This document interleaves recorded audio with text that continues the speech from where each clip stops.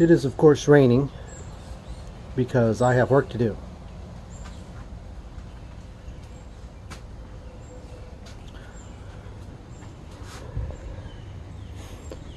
So the car overheated at one point, and I'm like, well, that's strange. There was nothing in the reservoir. That's strange. So I haven't noticed any leaks, and I top this off to the correct level every 2 weeks. This thing uses a little bit of oil. Well, it leaks a little bit of oil. Actually, it leaks a lot of bit of oil out of the rear main seal. I'm trying a new seal conditioner, but anyway, it took about 2 gallons of water, and I'm like, holy crap, it's bone dry. That's what's going on. And we've been keeping an eye on it, and it's it'll empty this reservoir every couple days. So obviously we have a leak that I'm not seeing. Well, I did find it. It's leaking out of the well, we believe it to be leaking out of the water pump. The motor mount here, oops, come on, there we go. The motor mount down there is wet, so it must be coming from the water pump. Well, we hope it's coming from the water pump, because I ordered a water pump. I don't know what else would be down there. Anyway, so that meant some unexpected car repairs, which I am setting up to do here. There's one of my helpers. Yeah, they like to chuck all the seed out of the bird feeder, but that's okay. I'll just buy more. Anyway, so I got all my goodies here from Amazon. This water pump at the auto store in town is $238. Now, albeit it's from the Canadian AC Delco warehouse, made in, and this one is the China version AC Delco. However, even the crappy store brand water pump from the auto store was the same price as this guy.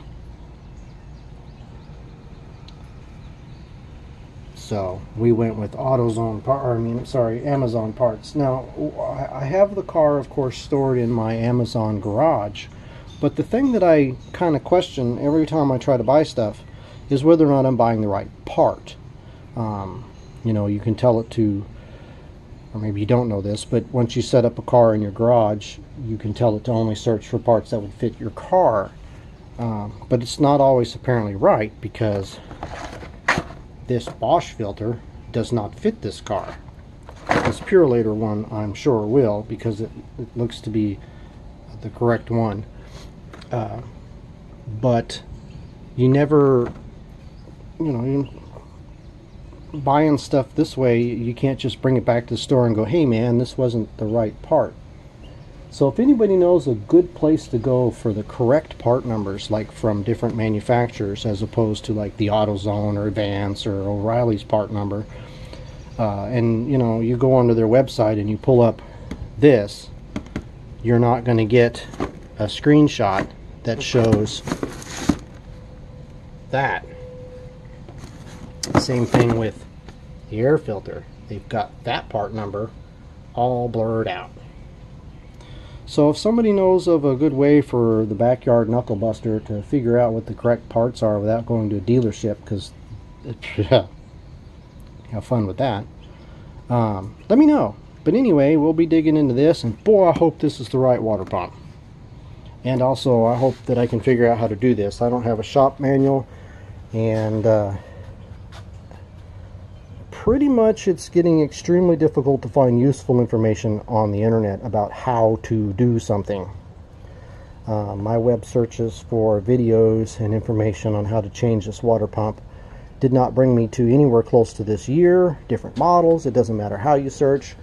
And you know, used to be you could really use Google to search if you knew the search parameters, how to type them in properly, how to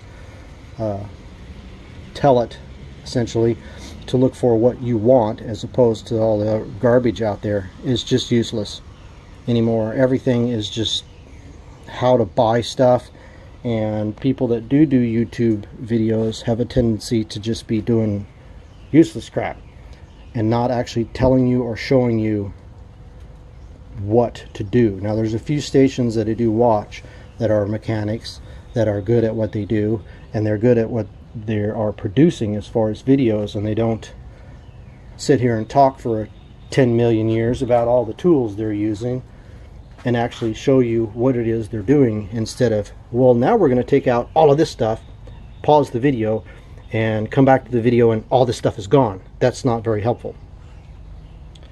I know my videos are not instructional. My videos are just for my own records of the crap that I go through and the crap that I do in life. It's like an online blog more than it is informational. So if you've come here for information, don't come here. Because if I knew what I was doing, well, I'd probably be a lot better off in life. So anyway, that's this weekend's project. Wish me luck.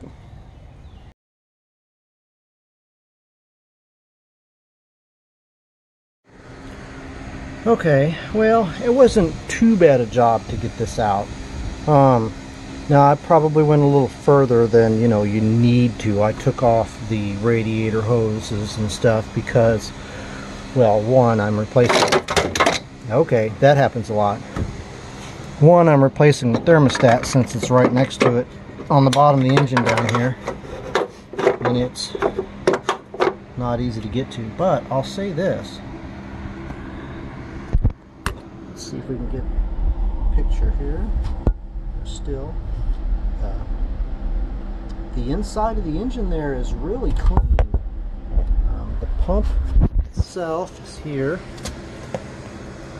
and also, you know, really clean fluid that came out. There's it's good, it's clean, it's not you know, nasty. Now, albeit we've been pouring it in like a lot, so I should be able to, I'm going to run this through filter paper and just put it back in and add some extra good stuff. So it does look like I do have, in fact, the right one. Now, oddly enough, most water pumps I've ever seen, the weep hole is on the bottom. This one's on the top, and it wasn't coming from there. Here's the bottom of the pump. It would have been coming from the shaft, I guess, on the bottom here. I can ever so slightly wiggle this and feel a little bit of give, and of course it spins really free. Well, not really free, but it spins fairly free and kind of makes a goofy noise, whereas a new bearing hasn't been you know, it's still got grease good and packed in it. It spins, there's resistance to it, and I can't wiggle the shaft around. So yeah, it's only a couple of hours in, and I'm ready for cleaning and reassembly. From what I did see on the internet, what little bit I did see, that one's going to be the problem, getting that sucker to go back in there. We'll see.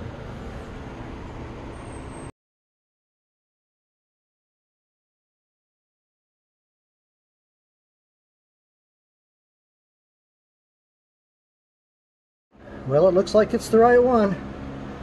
They look the same. They look the same.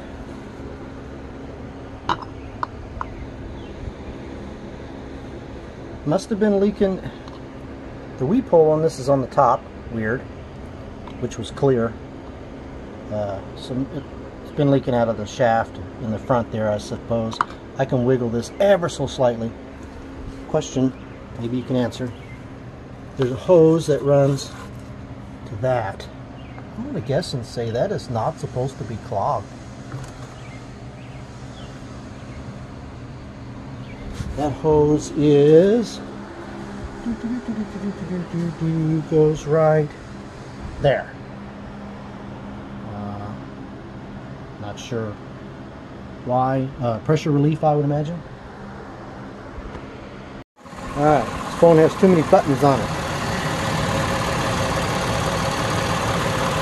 Still far enough in there. Holding at that at the moment. Right now I have the heater running full blast. Let's see where we're at. We've been running for about 15, 20. Ooh, yeah, that's hot.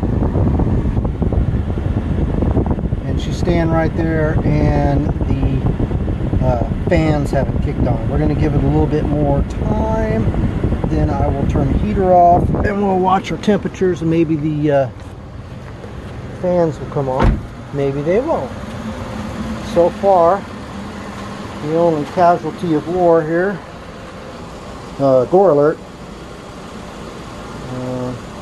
is my finger here. It's been bleeding inside of a mechanic's glove. Tore the skin off the top of it, no big deal, but it's a gusher. That's a bunch of tape with some tape on top of it. And then I added a little bit of tape.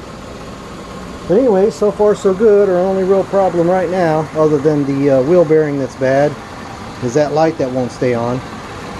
There's a problem with the little wiring harness.